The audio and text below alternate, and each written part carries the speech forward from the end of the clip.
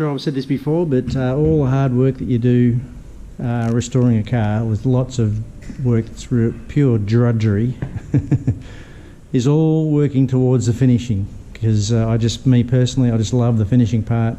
Detailing, put all the chroming back on, and just all the little nice details they have. I love the American cars, how they have nice badging and nice taillight colours and all the things that I really like about American cars. But I'll give you a quick look. We've moved a bit further forward on the Fury, so I'll give you a bit of a glance. So we've got the wheel lip mouldings, rocker mouldings, we've got the nice factory wheels, side marker light.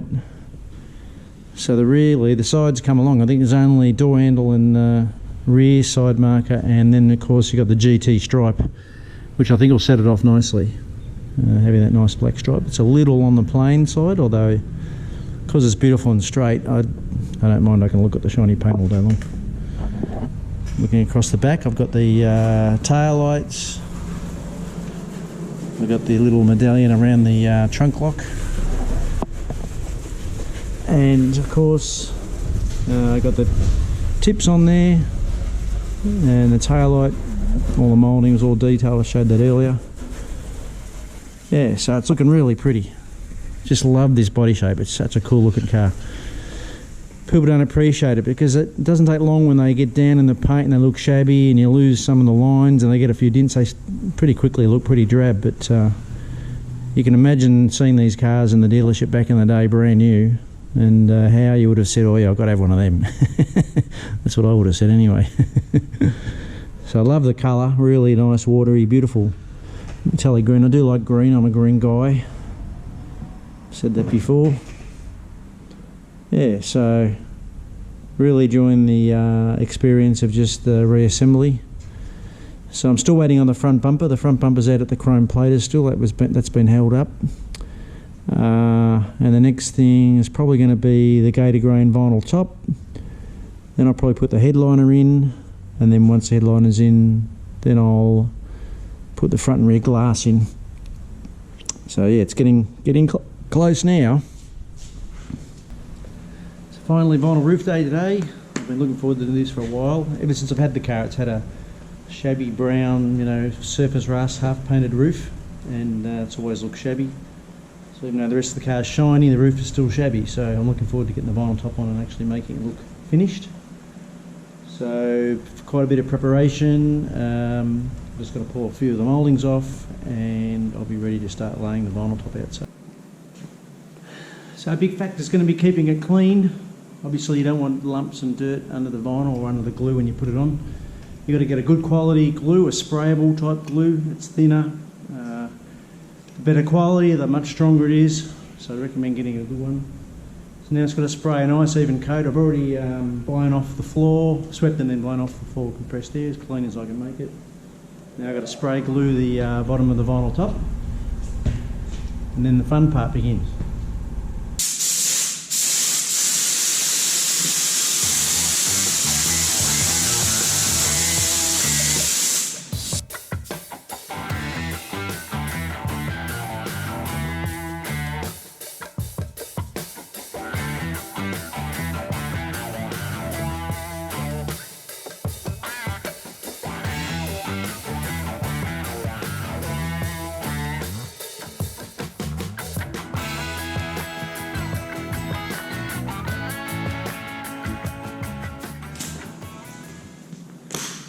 Okay, so it's a good even coat.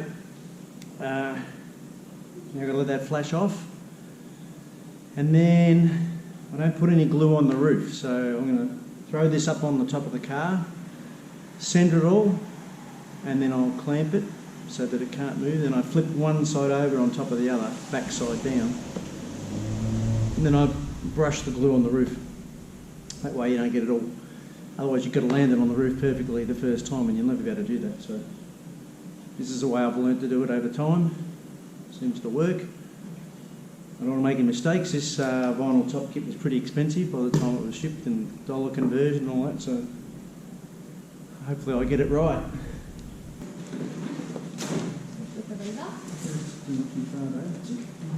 Very good. enough. Now I can just brush this side and then flip it back again. Flip it back. Yeah. You want me to stay?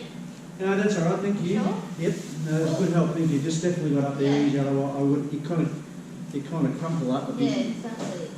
if you try and do it on your own. Yeah, well, if you need it, come and get me. I will, thank you. Thanks, Ryan. All right, I'll That's see you good help. later.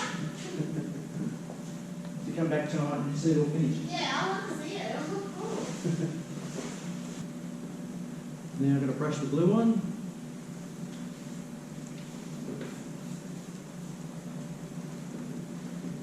Spray glued obviously the whole back. Now I've brushed down one side of the roof, so now I can flip the vinyl top over.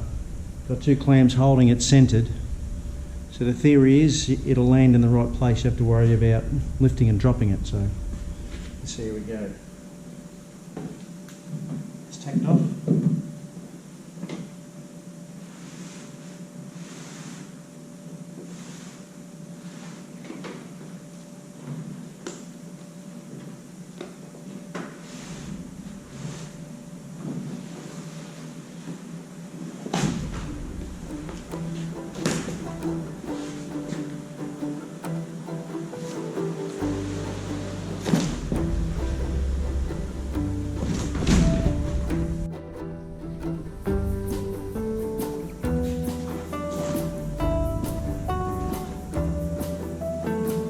Quick look around, make sure it looks centre still before you commit.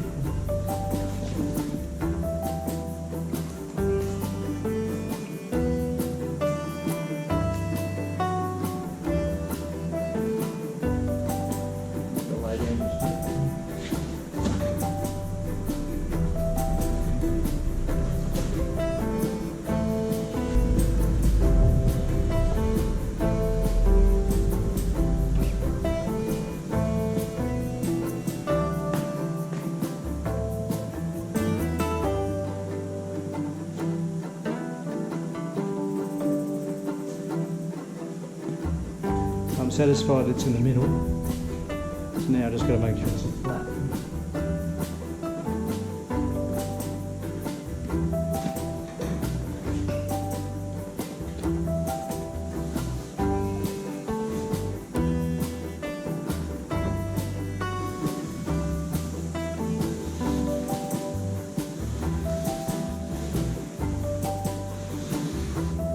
Once you rub it down, that's it. You're not moving it again in a hurry. Hope you're in the right spot for it.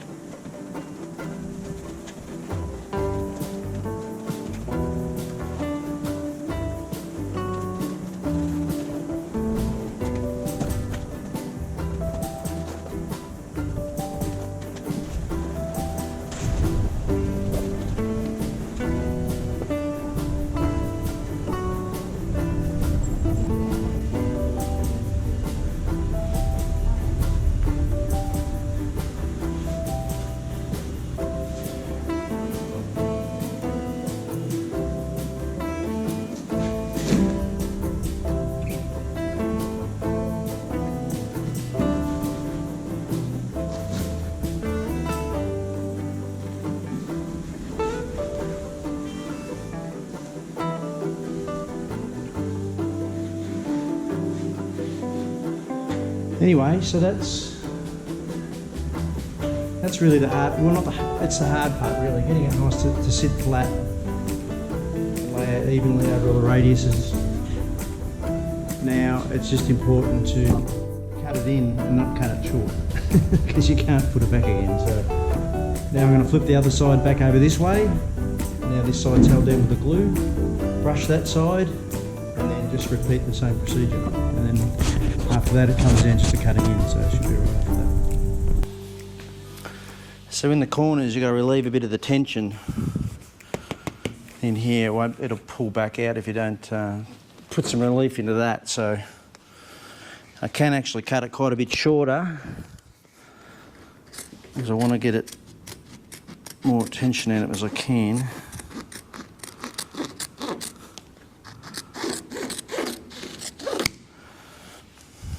and still there's quite a bit of tension on it, so put a few little cuts in it.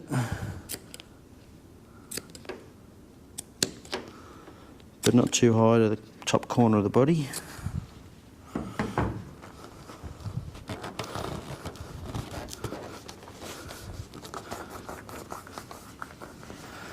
And that should hold nice and tight. And don't forget the chrome goes on around, it goes hard up against it, so it's never going to move. But I will go back in, have to trim all that out later. And on to the next one. So I'll keep repeating that up here, and before you completely go to sleep, I'll come back to it later.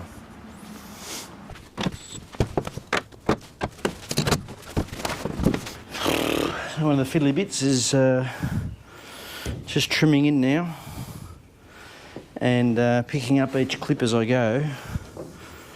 The whole secret to any of this sort of work is not cutting too much off.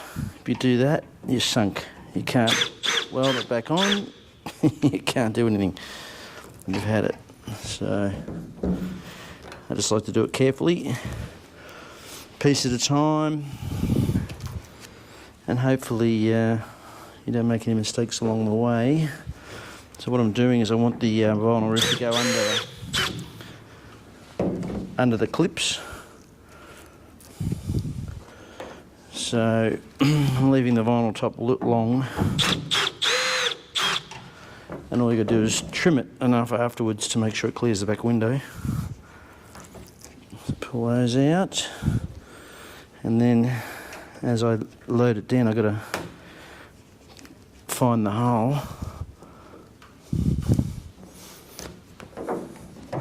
Because once you've glued the vinyl down, you can't find anything. Look at that, I've already lost it. Is it there?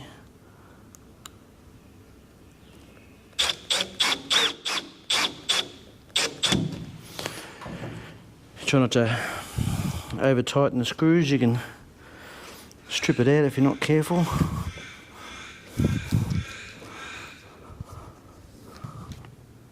Quite easy to lose the whole of this colour roof.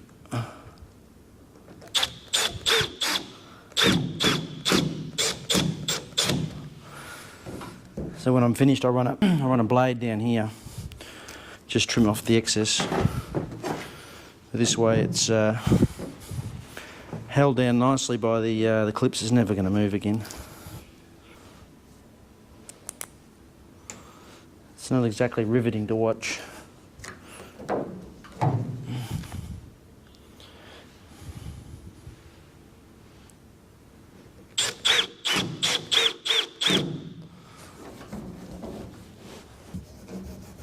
So the most important thing is the glue holding on tight against the corner, and then that face there, because that bottom bit's going to be trimmed off, because that's where the bead of urethane is going to go for the windshield.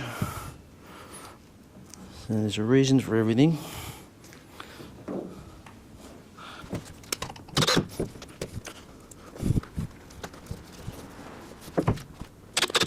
Finally getting finished off, because this was really rusty, if you remember. This is all gone at the back here, so it's nice to see this part getting finished.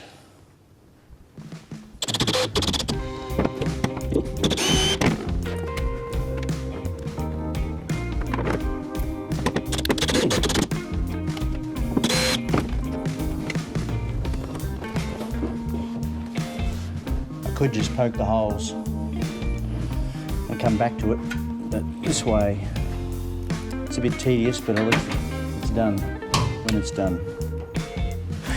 Then you just get a nice sharp blade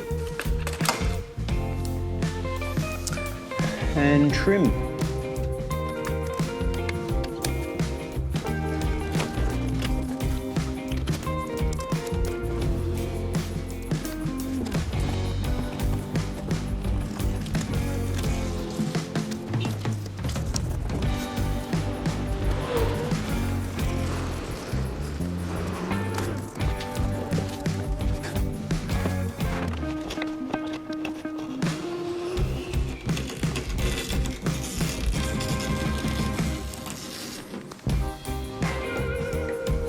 All you need is enough clearance to Make sure there's plenty of room for the bead of urethane that's going to go in there for the back window,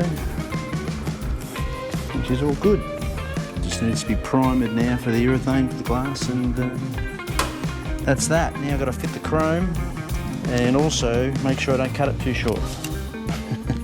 So I'm going to actually lay the chrome in with all the bolts and nuts, and then mark it, then take the chrome off, and then I can trim it to make sure I don't make a mistake. There is the gator grain top. Really happy the way it came out. Some finger marks there. Yeah, it's looking really good. So it's all cut in nice, ready for the screens to be glued in. And it went on really nice. Got it perfectly centred. Fits lovely. So I've got all the stainless put on. I've polished the stainless. And it's nice to see that back panel looking like it's supposed to. So it's looking really good.